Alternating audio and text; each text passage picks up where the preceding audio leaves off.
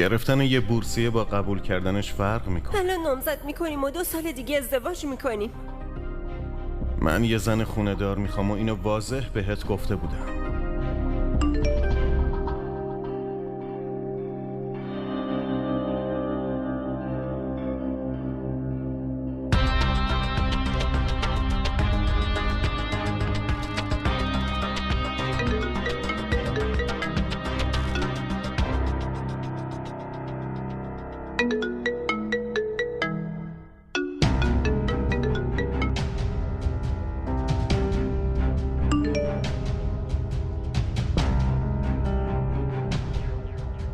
شوریا لطفاً با هم حرف بزن، میتونیم یه راهی پیدا کنیم. متاسفم، من باید زودتر بهت میگفتم. لطفاً تماس بگیر.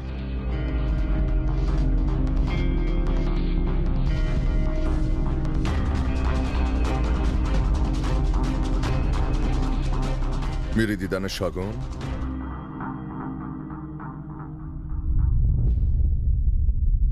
شوریا، شاگون دختر خوبیه، نذار از دستت بره. میدونم هیچ بچه‌ای نباید تجربه‌ای که تو توی بچگی داشتی و داشته باشه، میدونم. اما اینو بدون مادرت تقصیری نداشته. مقصری هم این وسط باشه اون منم. نه جرأتشو داشتم جلوشو بگیرم، نه کنارش وایسم. اما تو پسر من شوریا، از من خیلی بهتر و عاقل‌تری. اشتباهی که من کردم و تو دیگه تکرار نکن. حامی شاگون باش، کنارش باشه؟ نمیخواد نگران خاندان سوار بلند باشی. اونا به احساسات من اهمیتی نمیدن، به مال تو هم همینطور. همینطوری آدمای مغروری بودن و همینطوری هم میمونن. میفهمی چی دارم میگم؟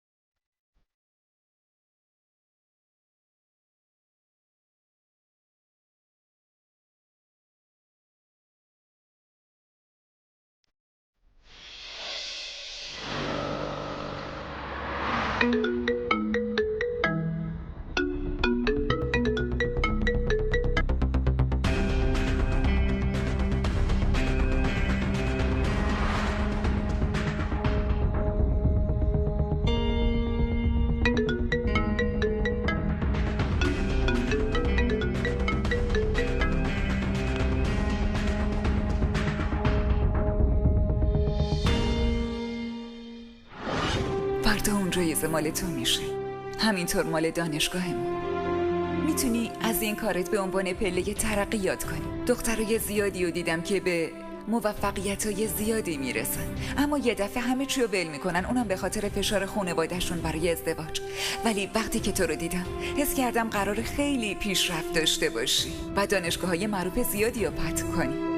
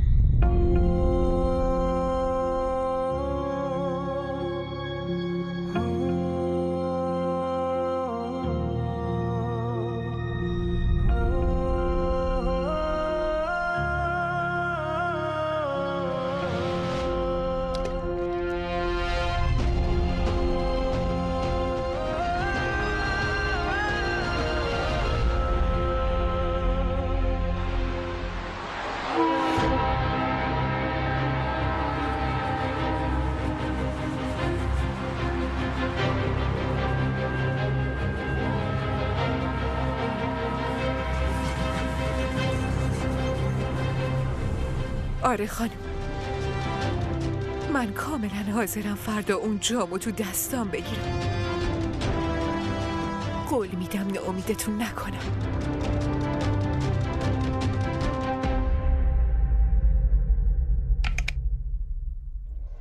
کجا رفته بودی؟ گیج و سرگردون سوار ماشینت شدی. تو شب دنبال آرامش بودی پسرم. حتی اگه خودمم بخوام نمیتونم چیزی ازت مخفی کنم. چیو میخوای مخفی کنی؟ فایده ای نداره. شاید از نظر بیولوژیکی اینطور نباشه، اما بالاخره مادرتم. شما مادر منی، از هر لحاظی که بگی. من توی همه رابطه هام شکست خوردم، مخصوصا روابط خونی. شما برام از همه عزیزتری، از همه. هیچ کسی واسم مثل شما نیست و نخواهد بود. تو شکست نخوردی، فهمیدی؟ چون کار اشتباهی نکردی، پس همچین فکری نکن. بقیه شکستت دادن شوری. اول که مادرت بود و الانم نوبت شاگونه. راستش به نظر من اونا لیاقت تو نداشتن. آره؟ پس ناامید نباش، چون خدا خودش قراره با یه آدم خاص جفتت بکنه. میدونم، خودم باهاش حرف زدم. واقعا؟ دیگه برو بخواب. شبت بخیر.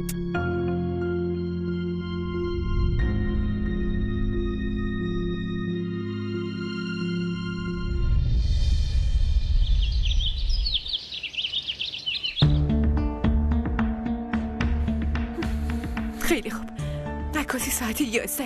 مهمونا هم 5 بعد از ظهر میان. بینش هم مراسم اهدای جوایزی.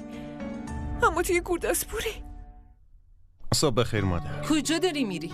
آخه هنوز صبحونه نخوردی. آره، اما یه مراسم تو کالج گورداسپوره که من به عنوان مهمون افتخاری دعوت شدم. تا اونجا 4 ساعت راهه، باید زودتر برم. اما آخه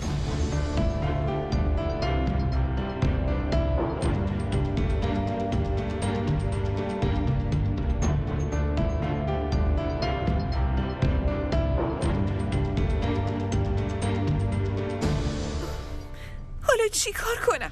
چی جوری برم اونجا؟ اتوبوس ساعت 11:45 میره. چی کار کنم؟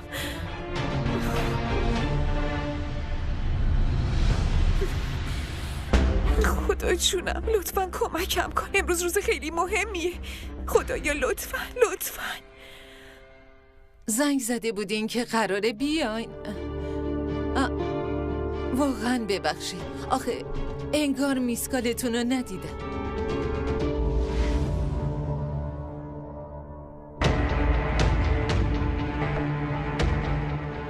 نه خانم، ببخشید.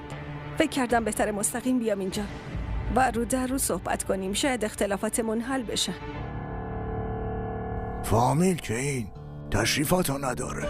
درسته، اما میدونین بالاخره بین فامیلم یه محدودیت‌هایی وجود داره. درست میگم؟ در مورد شما هم خب هنوز فامیل نشدیم که. لطفاً باور کنین خانم، ما خیلی شرمنده‌ایم. برای همین اومدیم اینجا تا صحبت کنیم و معذرت خواهیم. ولی خانم کاپور، تیتر روزنامه‌های امروز در مورد ماست. خاندان سبروال فریب خورد. شما چرا شرمندی؟ مادر جون لطفاً سعی نکن منو راضی کنی شگو، چون نتونستی شوریا رو راضی نگه داری. شوریا میشه لطفاً ما هم حرف بزنیم؟ آره چرا که نه. حالا که تا اینجا اومدین حتما باید با هم حرف بزنین.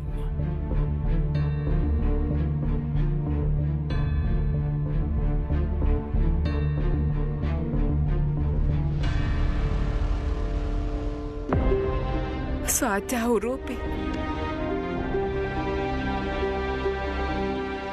عمو لالی ساعت 11 میاد. 20 دقیقه هم عکس گرفتنش طول میکشه. اگه زود حاضر شم و برم دانشگاه 11:40 میرسم اونجا، پس دیر نمیشه. فقط خدا کنه زودتر بابام بره سر کارش.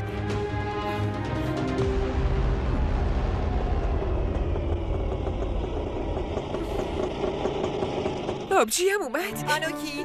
بله خودم دارم میرم. بالاخره اومدی؟ حالت چطوره؟ همه چیز برای عروسی دالی آماده است. یه لیست آهنگی که به درد رقص میخوره انتخاب کردم. نمیدونی چقدر ذوق داره. خیلی خوبه. بیا بریم تو. آبجی چی شدی روی صورتت؟ چرا؟ ایوا چیزی نیست که، بیا زود بریم تو. خب بگو چی شده آخه؟ دارم ازت سوال میپرسم. بگو چرا صورتت کبود شدی؟ بگو دیگه.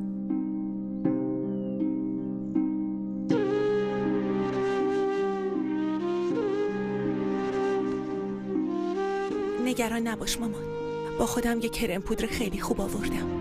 آرایش خوب تمام کبودی رو میپوشونه. کسی قرار نیست بفهمه. مامان چی بهت گفت؟ چرا اینجوری شدی؟ چیزی نیست عزیزم، بهت که گفتم توی چند دیگر اومدم سوار ریکشا بشم، بعد یهو ریکشای تصادف کرد، سر منم خورد به میله. همین. ریکشا تصادف کرد، بعد اون وسط سر تو خورد به میله؟ آره؟ مگه بابا پول خرید ماشین شوهر تو نمیده؟ پس برای چی ریکشا سوار شدی؟ دست بردار آنوکی، سخت نگیر. تو اومدی دخترم؟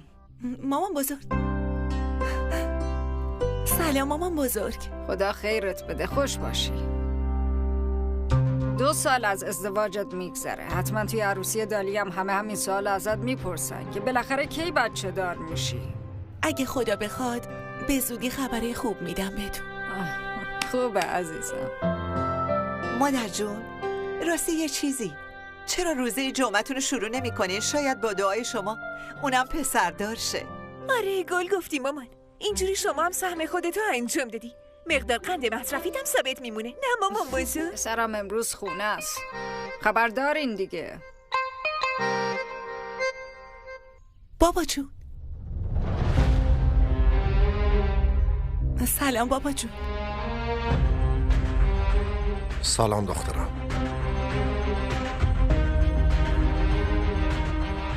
بشین، الان میام.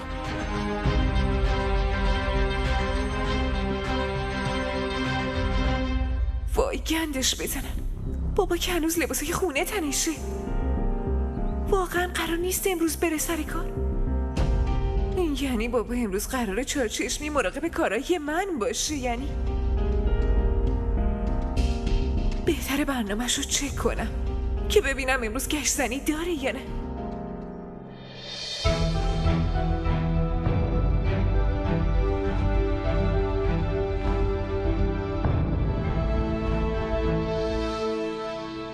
مادر شوهرت چشمشو عمل کرد؟ آره بابا جون. بینید در چه حاله؟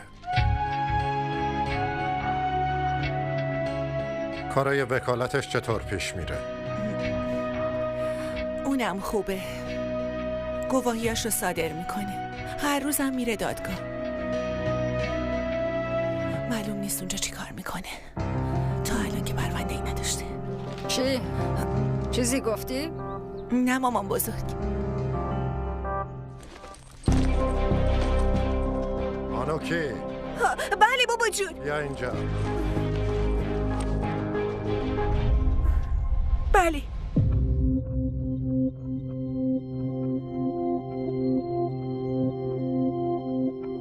بیا جلو.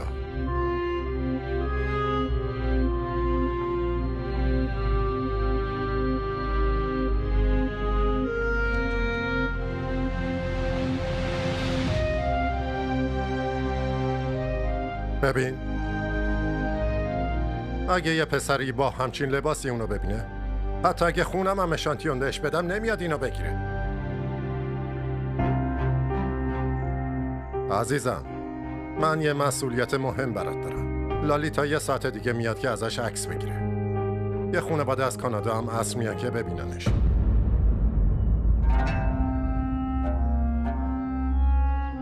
کمک کن آماده شه که بتونم به خانواده پسر معرفیش کنم. بابا جون، عکس گرفتن من 20 دقیقه هم نمیشه. بعدش میرم به مراسم اهدای جوایز دانشگاه و تا قبل از ساعت 5 برمیگردم خونه. دختر سرتقی مثل تو ندیدم. چرا به حرفای من گوش نمیدی؟ من باباتم. مسئولیتای پدرانه دارم. تو چی میخوای؟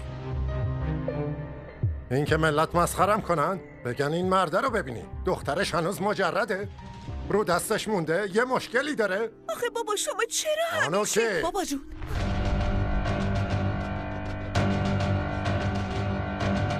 بابا جون اصلا نگران نباش. خودم خوب آمادش میکنم. حتی دارم فکر میکنم برای بعد از ظهر یه جا هم رزرو کنیم که خواستگارا فکر کنن یه عروس خارجی خوشگله. برو.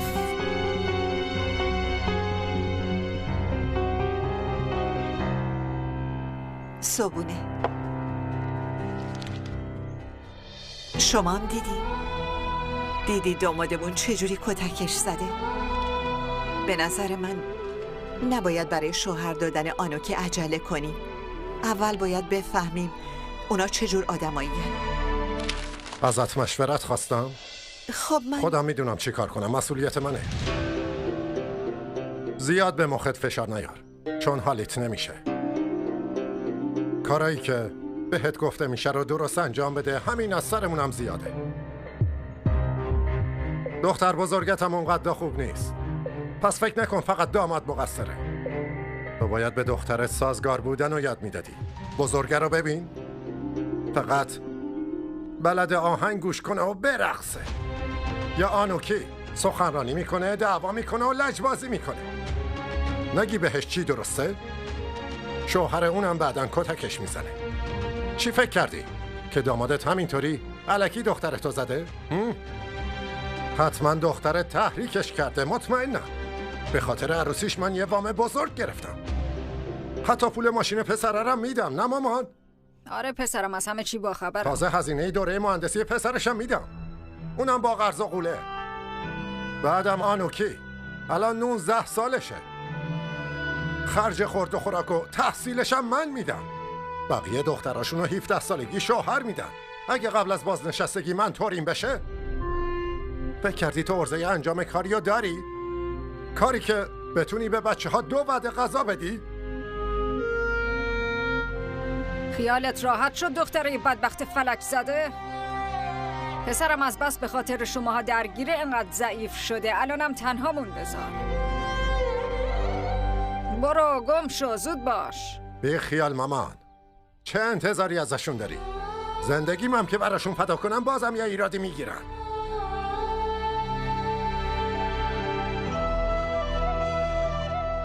صبونتو بخور، سرد میشه.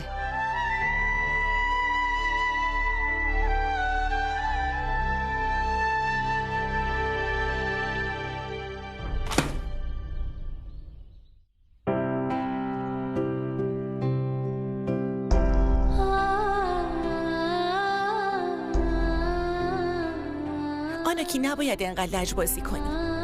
خودت هم خوب میدونی که هیچ وقت نمیتونی جلوی بابا برنده بشی. آروم بگیر دختر. زندگی پر از سازش و توافقه. تو هم تو زندگیت سازش کردی. چی بهت رسید؟ مامانم سازش کرد. به اون چی رسید؟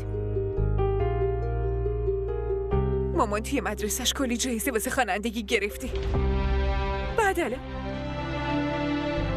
داره به ساز بابا میرقصه. تو هم توی مسابقه های رقص دانشگاه کلی جایزه بردی. حالا بعد از عروسی بدون حضور یا اجازه شوهرت نمیتونی قدم از قدم برداری، مگه نه؟ خاک به سرم.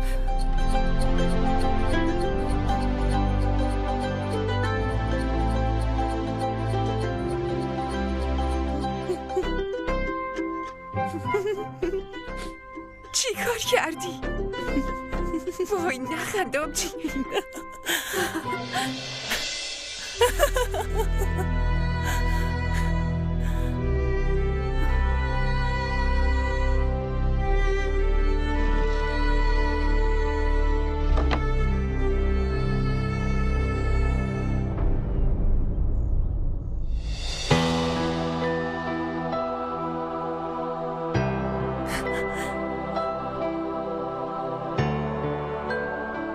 ببخش آبجی.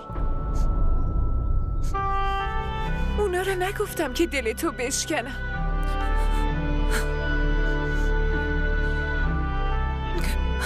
گریه نکن.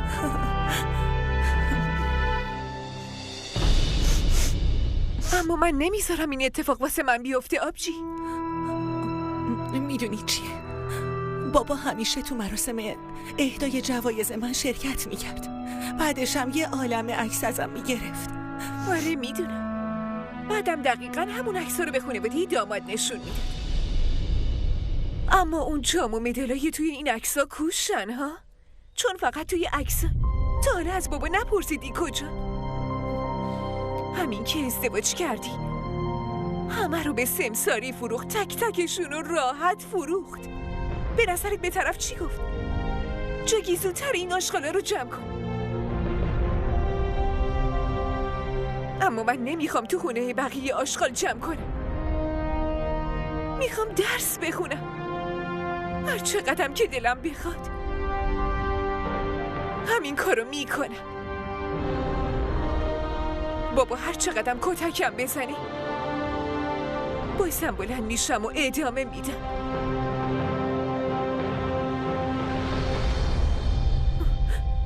گوش کن آبجی، واسه من خیلی مهمه که برم اونجا. آینده من به این مراسم اهدای جوایز بستگی داره. عقلتو از دست دادی؟ ساکت بشین سر جات. اگه بری گرداسپور بابا زنده زده تو زمین چالت میکنه. بابلی؟ بله مامان اومدم.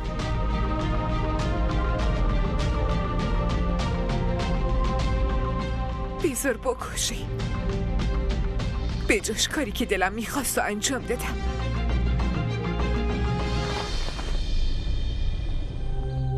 گولا رو بیار بالا. جلوتو نگاه کن. اون تیکه موتو بزن بره کنار. حالا مثل دیپیکا پادوکون لبخند بزن.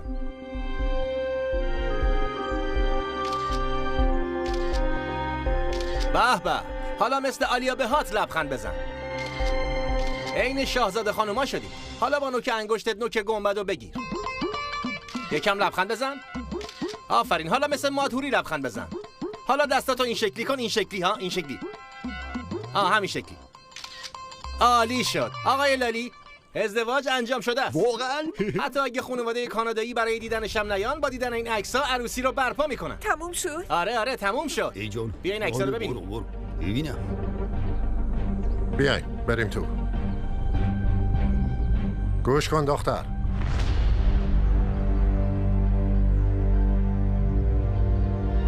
یه راست میری تو اتاقت. چشم. سالنو برای عصر رزرو کردی؟ بله بابا جون، رزرو کردم. لالی. بله آقا. زود باش بریم. بیا اینم پول عکسات. من امروز عصر باید برم سر کار. تا قبل از اومدن خواستگارا برمیگردم. این که دوباره از بابا خواهش کنم هیچ فایده ای نداره، چون فقط اوضاع بدتر میکنه. بهتر نقشه جایگزینم رو اجرا کنم. آقای کاپور، شما فکر کردین نامزدی به هم خورد ما ناراحت نشدین؟ نه خیر، ما کارتای عروسی هم چاپ کرده بودیم، حتی برای فامیلای خارجیمون هم فرستاده بودیم، اما الان همه چی رو باید کنسل کنیم. بعدم باید به همه بگیم معذرت میخوایم که همتون رو سر کار گذاشتیم. هماشم به خاطر اینه که پسرمون میخواست با خاندانی وصلت کنه که نه برای روابط ارزش قائلن، نه حد و مرز سرشون میشه. نه آقای صبروال، این چه حرفیه؟ من براتون خیلی ارزش قائلم. ما میخوایم این ازدواج به هر قیمتی انجام شه. خواهش میکنم پدر جون، این یه فرصت طلایی برای من توی لندنه. هنوز حرف خودتو میزنی. ازدواج و فامیل شدن با خاندان صبروال یه فرصت طلاییه. ما آقای کاپور، شما از این رابطه به عنوان سپر استفاده کردی، چون از طرفی دخترتون رو برای گرفتن دکترا ترغیب کرد. یعنی اگه بره اونجا که خوب میشه، اگه جورم نشد عروس خاندان صبروال میشه. یعنی از هر طرف بهش نگاه کنین موقعیت دو سرسوده، درسته؟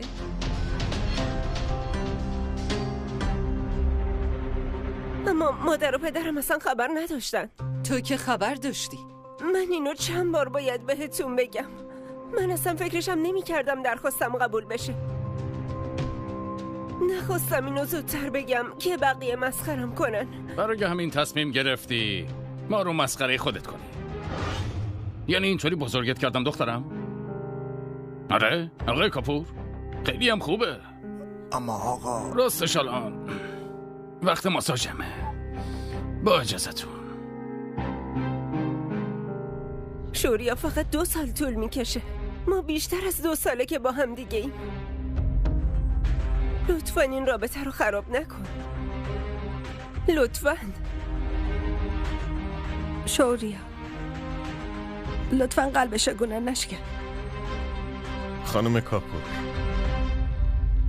شاگون چیزی که خواسته رو انتخاب کرده و دکتراشو به من ترجیح داد. توی خاندان صبروال یه قانونی هست، زنای خانواده نباید برن دنبال کار. اما بازم من داشتم سعی میکردم همه رو راضی کنم تا شاگون توی دانشگاه خودم بتونه به عنوان یه مدرس میهمان حضور داشته باشه که اونم راضی باشه. خب دیگه ببخشین، من دیرم شده، باید به یه مراسم مهم برسم. شوریا یه لحظه. آقای کاپور، شاگونو مجبور به ازدواج نکنین. بذارین هر کاری که دلش میخواد بکنه. دکترا، درسته؟ شاید این برات بهتره. من باید برم.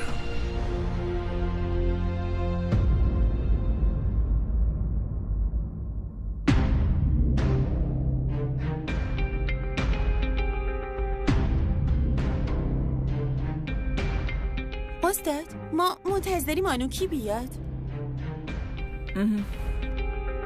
واقع به خودت باش. باشه مامان. جامعه شناسان چطوری سبک‌های زبانی و شکل‌های مختلف در خانواده و همینطور هنجارها رو شرح دادن. با توجه به طبقات اجتماعی، جغرافیایی و بومی، امروز قراره در این رابطه معلومه اینجا چه خبره؟ خودش ساکت میشه، معلماش میان بهش دریوری یاد میدن؟ اما در کارهای خونه رو انجام بده یا بازم میخواد دیوونه بازی در بیاره؟ امکان پذیر. حواست بهش باشه. باشه. من رفتم. از تربیت کودکان بر اساس خورد فرهنگ‌های اجتماعی صورت میگیره که این میتونه یک موضوع بسیار مهم باشه. باید به این موارد دقت لازم رو داشته باشیم.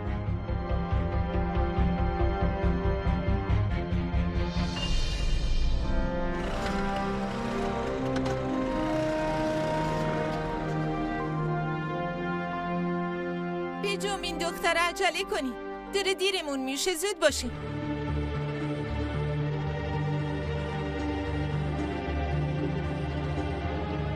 استاد تو کی باید منتظر آنوکی بمونیم ها؟ باید کم کم راه بیفتیم. اگه بیشتر از این صبر کنیم دیر میشه و سر وقت به گورداسپور نمیرسیم. برو بشی. باشه.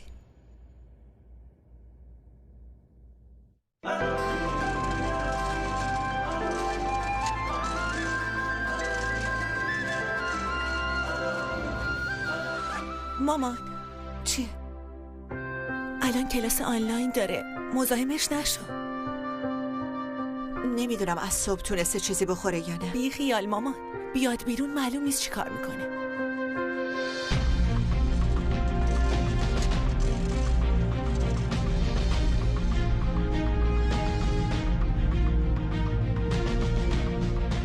پالوی. بله استاد. یه زنگ به آنوکی بزن.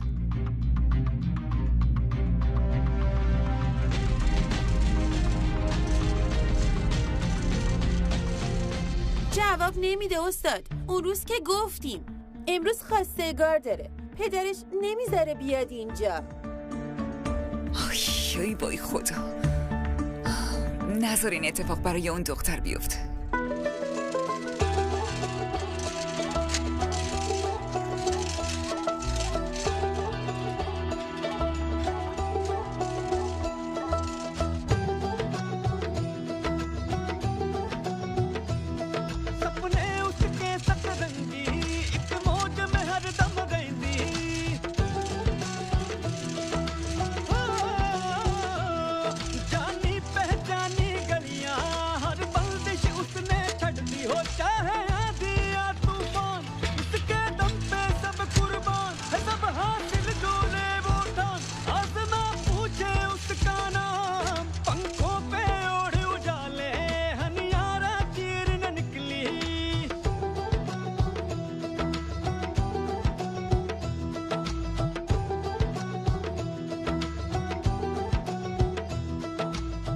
را بیفت، دیگه باید بریم.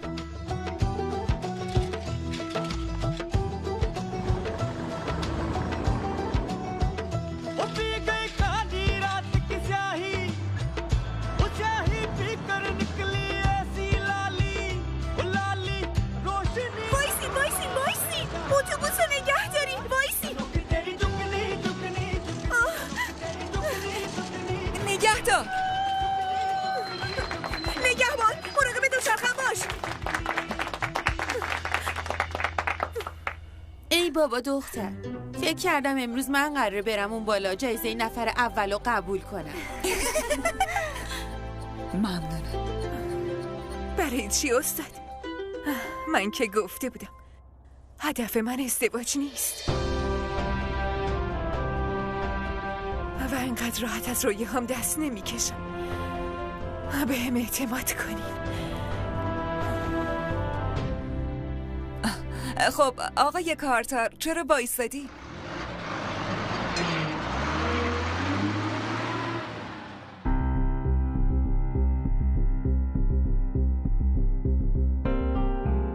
این مال تو شگون. این هدیه ها رو خودم با عشق زیاد برات انتخاب کرده بودم.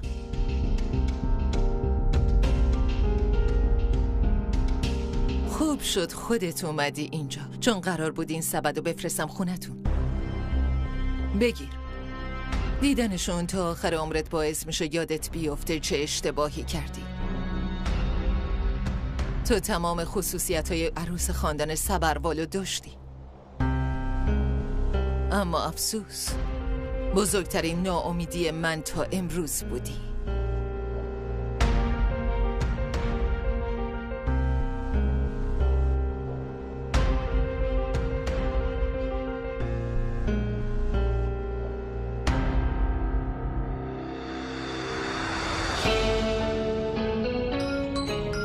بله؟ آقای شوریا سبروال. بله شما؟ سلام عرض شد. پروفسور سودهی توی راه. باشه راستش من سخنرانی مناظره رو براتون ایمیل کردم و خب بله زنگ زدم بهتون خبر بدم. سخنرانی سخنران؟ باشه، انجامش میدم.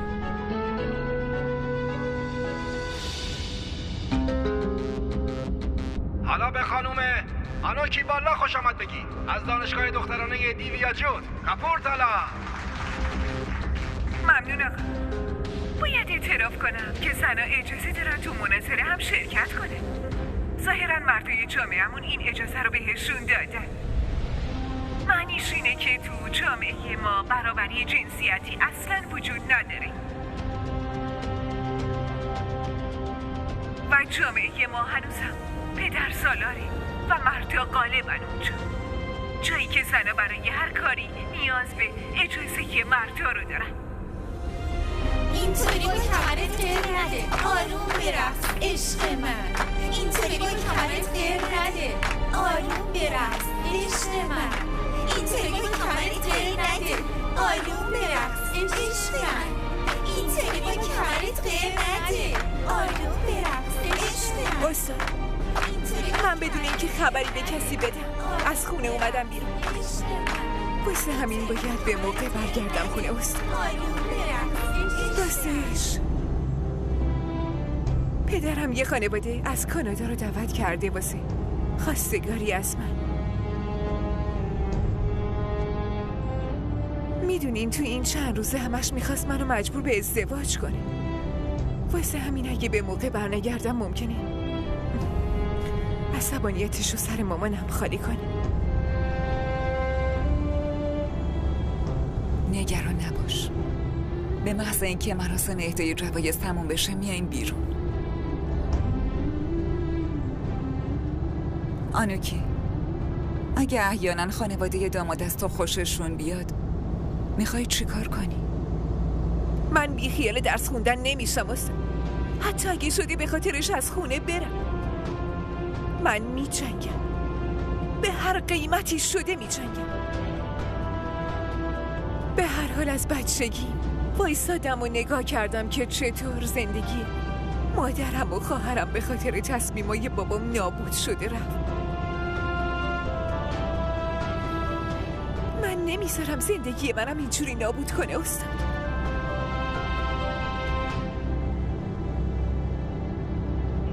یه زن واسه این که بتونه هر کاری که میخواد تو زندگیش بکنه و هر جوری که دلش میخواد زندگی کنه نباید نیازی به اجازه یه مرد تو زندگیش داشته باشه. اون روزه که به برابری جنسیتی میرسی. من هویت مستقل دارم. من آنوکیم. قبل از اینکه دکتر یا همسر کسی باشم من آنوکیم. چرا نباید رویای ترقی و بهتر شدن رو برای خودم داشته باشم؟ چرا نمیتونم آرزوی مستقل شدن رو داشته باشم؟ چرا؟ مزخرف.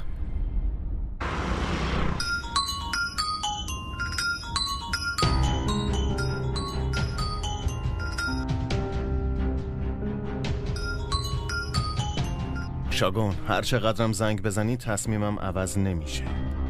تو حرفاتو زدی، منم حرفامو زدم. وقتشه تمومش کنیم. بعدش هم حتما الان سرت به خاطر بستن ساکت تو در مورد من دچار سوء تفاهم شدی. ببین شاگون، ما اولویتامون، مسیرامون و اهدافمون با هم فرق دارن. بهتره هر کی بره دنبال مسیر خودش.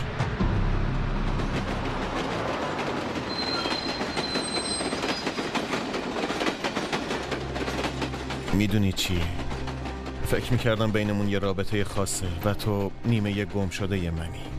فکر میکردم منو خوب میشناسی، درکم میکنی. اما تو چی کار کردی؟ تو هم مثل بقیه ناامیدم کردی. فکر نمی کنم این فقط مشکل تو باشه. به نظرم همه زنا عین همه.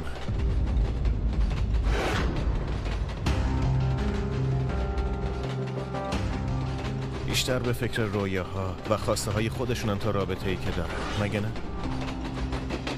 پس برو ادامه بده. منم کسی رو که میخوام پیدا میکنم، کسی که به من بیشتر از کارش اهمیت بده. مزخرف.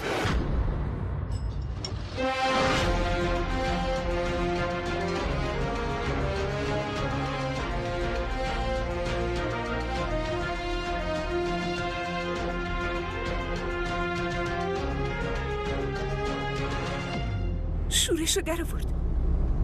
مسخره. چی شده؟ چیزی نیست استاد. یه پسر توی ماشین بود، احتمالاً داشت با دوست دخترش حرف میزد. میگفت زنا بیشتر از روابطشون به رویاها و کار و حرفشون اهمیت میدن. میگفت میخواد دنبال دختری باشه که به اون بیشتر از کارش اهمیت بده. چه طرز تفکر زشتی داشت استاد. خب کجای این حرفا شوکه کننده است؟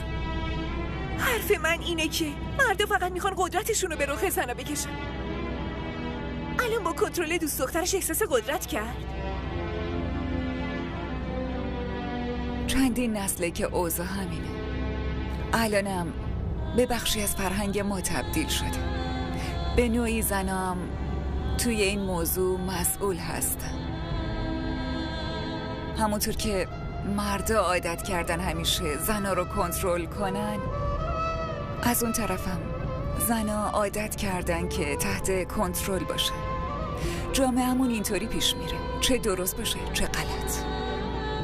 به نظرت چرا مردا باید این چرخه رو از بین ببرن؟ یا حتی خود زنا چرا باید همچین کاری کنن؟ زنا نمیخوان این چرخه رو بشکنن یا نمیتونن بشکنن.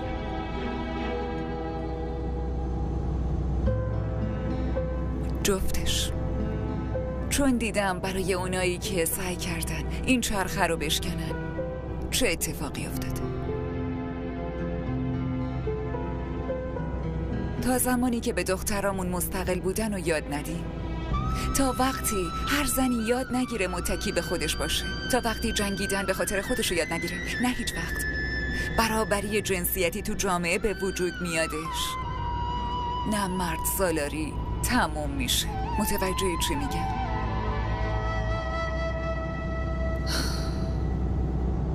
یعنی استاد چقدر عذاب کشیده یا واسه رسیدن به اینجا چه چیزایی رو پشت سر گذاشته؟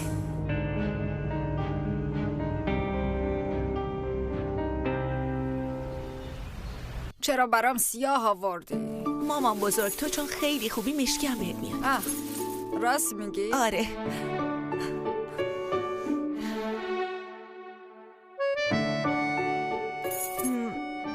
الان نمیشه بدم.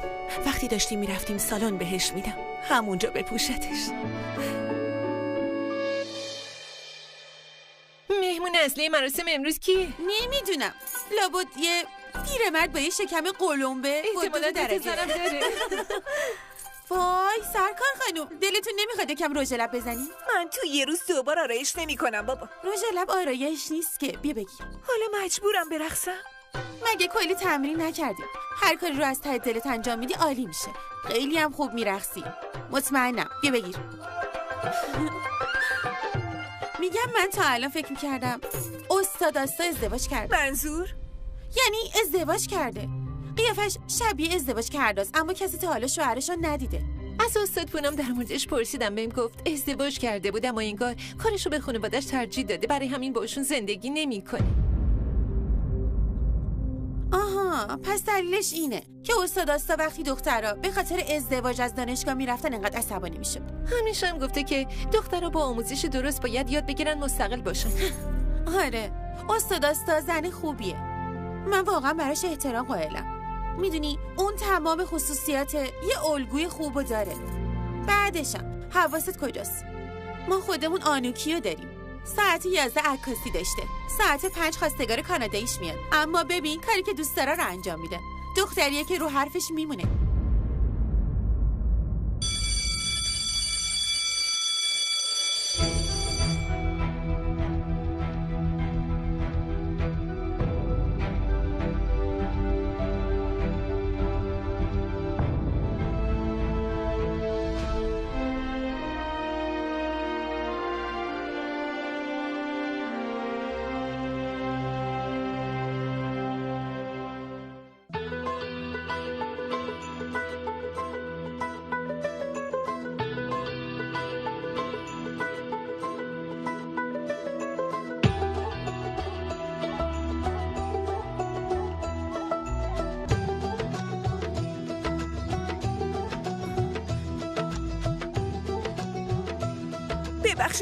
ببخشید.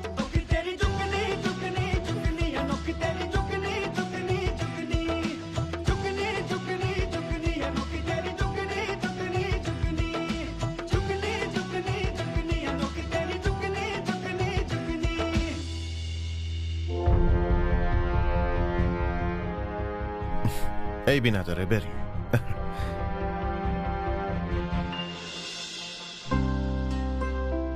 ماما بیا بگی. ساعت 2:30 نمیخوای بری سراغش؟ چرا؟ پس زود باش برو. آنوکی؟ بخشی از تربیت کودکان. بخشی از تربیت کودکان.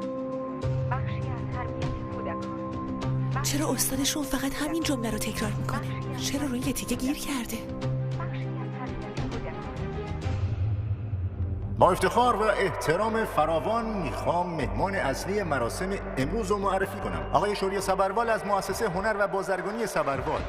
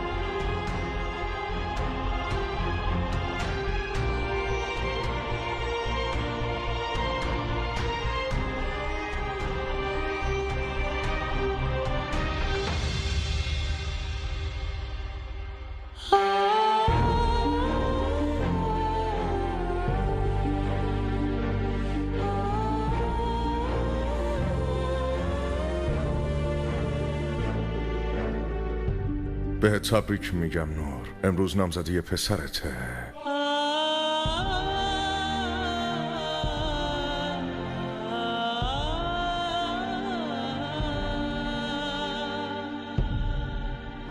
بخشی از تربیت کودکان. بخشی از تربیت کودکان. بخشی از تربیت کودکان. بخشی از تربیت کودکان. بخشی از تربیت کودکان. بخشی از تربیت کودکان. بخشی از تربیت کودکان. بخشی از تربیت کودکان. آنوکی. بخشی از تربیت کودکان. خدای آنوکی چی کار کردی؟ بخشی از تربیت کودکان. بخشی از تربیت کودکان. بخشی از تربیت. گوشی تو جواب بده.